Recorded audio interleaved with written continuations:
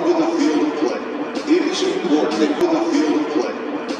Let me know in the comment section down below, if you were that White Sox fan, would you be happy at the fact that Shohei Ohtani chose you to be on the other end of his prank? Like, that's Shohei Ohtani. Or would you be kind of boring and say, yo, I think I have whiplash. You made me snap my neck because I thought a ball was coming at me. Because I've seen a lot of people on Twitter saying that was a bad idea from Shohei. We're just having fun. Come on, relax. Anyways, what's going on, everyone? It's Fuzzy. Welcome back to yet another MLB recap. We have a lot to talk about today. Maybe the play of the year from Michael Taylor of the Kansas City Royals. Yordan Alvarez missed the ball and somehow still hit it over 100 miles an hour. The Yankees and the Blue Jays got off to a crazy start to their series, and then also the brand new wall design in Baltimore was in full effect yesterday, so a big debate sparked on Twitter because of me, because I posted it. Not a lot of people were bringing it up, and I thought, this is a horrible design.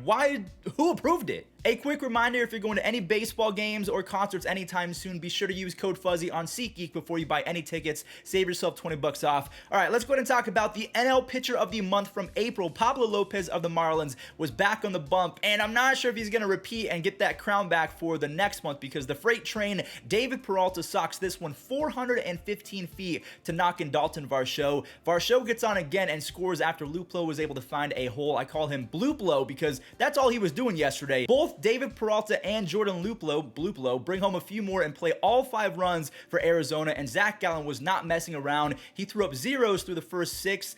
He wasn't as fortunate in the 7th when Jazz Chisholm completely took over the game. He roped a 2-run double over the head of Avisail Garcia, and then he shows off not only the insane speed, but the guts as well. Not many people would try to score on an infield single to third base. I mean, he could end this season as a top 20, top 15 player if he keeps this up, because right now he's on pace for a 30-30 season with a lot of doubles and really good defense, and he is just entertaining to watch, flat out. Now, fortunately for Arizona fans, Ian Kennedy gets John Brady to pop up and end the game as Arizona squeaks past the Miami Marlins with a 5-4 victory. The Braves and the Mets, Buck Showalter was actually suspended for retaliation. Let's see if his players can have their managers back. Starling Marte scores on a wild pitch, and Mark Canha belted his first home run as a member of the Mets. Enter Austin Riley, who goes 420 feet to left. This dude was almost given up on by Atlanta fans and the organization, so he had a really good start to his career. Then he kind of fell off. Now, luckily, they gave him a second and third chance, so a reminder to always stay grinding and always stay true to yourself and block out the hate. Travis d'Arnaud doubles to tie it in the 6th, and Duvall's sac fly gives Max Fried the lead. He settled down after allowing those first 2 runs. He had 6 strikeouts on 0 walks in 6 innings. Travis took advantage of a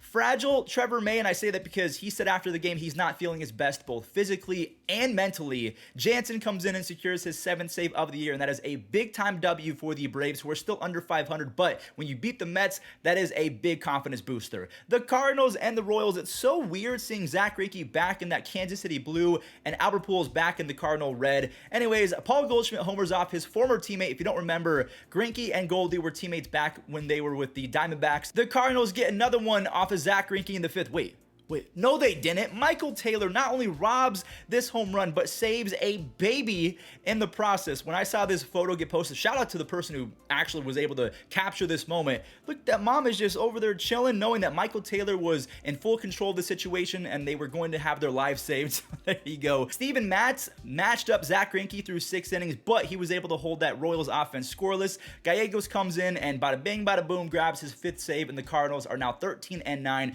Kind of a sneaky play in the National League right now. The Astros and the Mariners, J-Rod, he pushed Jared Kelenic out of center field, and he makes a fantastic play in the 2nd. And speaking of J-Rod, he was thrown out for the first time of the season. He was 9 for 9. And of course, Martin Maldonado, one of the better defensive catchers in baseball, is able to nab him. Yordan Alvarez is a top 5 hitter in baseball. Fight me, debate a wall, cry ratio, whatever you want to say. Over his last 162 games, the kid has 37 doubles, 40 home runs, and a 141 OPS plus. And I say kid because he's not even 25 years old yet. Now, Jeremy Pena is a whole lot younger, and he could be a star in a Wild Wild West show because he might have the quickest hands in baseball. He legit just opened his hips, got his hands through the zone into the perfect position, and goes to the train tracks. Jake Odorizzi joins the shutout club, going 6 2/3 scoreless, and Rafael Montero induces a double play to earn his 2nd save as the Astros shut out the Mariners. Another shutout on our hands. See, kids, this is why you put the ball in play, because one team didn't really do a good job of that, the other team did, and and that team won. So again, a perfect example. The White Sox get 2 in the first as AJ Pollock grounds out and Jake Berger has a sac fly. Chicago ends up with another, but I want to talk about Dylan Cease for a good amount of time because the man was almost disrespectful.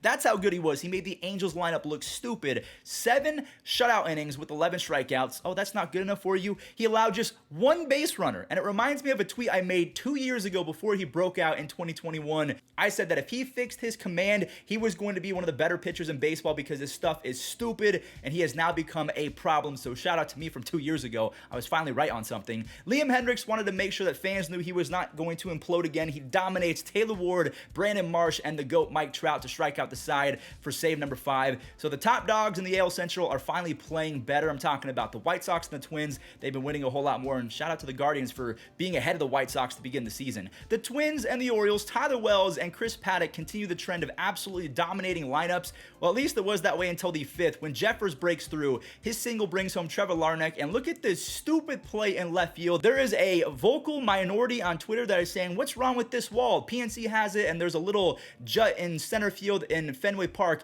I'm not going to justify this bad design because other parks have bad designs. That's like saying, hey, a new ballpark can create an elevated center field with a pole in it like old school Minute Maid just because they did it. No, a bad design is a bad design. I just want to point that out because it's not safe at all. Odor gets the 3-bagger because Gordon was aware of the wall and didn't want to get hurt, so he kind of eased up. So Odor sets up the sac fly opportunity for Urias. Carlos Correa wanted to make sure that Paddock is rewarded for his gem. He gets him the lead back, and then Minnesota, the bullpen holds it down until the 9th when Johan Duran, who is absolutely filthy, throws 102 to 103, earns his first save of the season. Look at Giancarlo Stanton over in right field, the leaping catch. He has actually been an above average defender to start 2022. He has a 1 DRS, so again, that is above average. Gleyber Torres has not been the best defender, but his bat is starting to come back. He is hitting baseballs a whole lot harder, and he proves that on a 2-run shot the other way. He needs to take a few more walks, and I feel like he will have a breakout season yet again after struggling in 2020 and 2021. I'm a big fan of Gleyber, so I'm hoping that not only does his bat come back, but he can slowly improve that defense and on-base skills as well. Anyways, back to the game. The Jays storm back. Bichette and Chapman use their magical powers to tie it up at 2 runs apiece,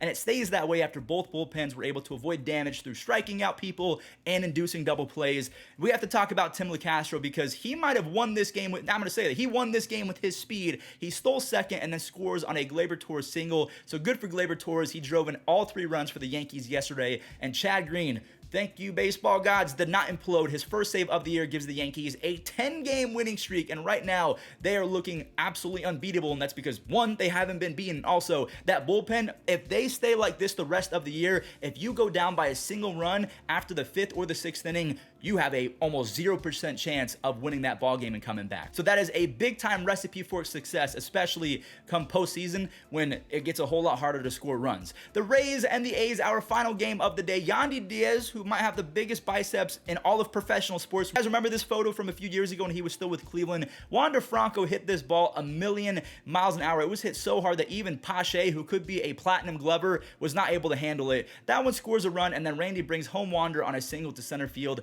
Tampa Bay uses 2 more singles in the 4th to push it to a 5-1 ball game, and that streak of RBI singles breaks after Margot hits a double, which scores Kevin Kiermaier. Drew Rasmussen delivers 5 strong innings, only allows 1 hit on 82 pitches. All this talk about the Yankees and the Jays being great, and a lot of talk about clowning on the Red Sox. I mean, none of us are really saying anything about the Rays, who are 13-10, and they're starting to heat up a little bit. They're 14th in team OPS, and they're 9th in team ERA, which again, just like we talked about with the Yankees, those are good recipes for playoff success. Having an offense that can score runs, being good on the pitching side of things, and defensively, I think that they're solid. So are we on a collision course of the Yankees versus the Rays, or the Blue Jays versus the Mariners, or a sneaky team, even though I don't think they're sneaky, the Astros versus the Guardians, or something crazy like that? Let me know your predictions for the World Series in the comment section down below. That is going to do it for today's recap. Save yourself some money on SeatGeek using code Fuzzy, and enjoy the web gems. Broken bat, fair ball, sliding stop. Toro, what a play. He hits this ball, go down backhanded play, goes into a slide, gets up quickly, gets rid of it quickly, and just bounces. Acuna drives one to center field, chasing back Nimmo, got turned around near the wall, and he made the catch! Oh, wow! Wow! One pitch to Merrifield. And he lines it to left, sinking, and a diving catch. Tyler O'Neill on a ball that was sinking.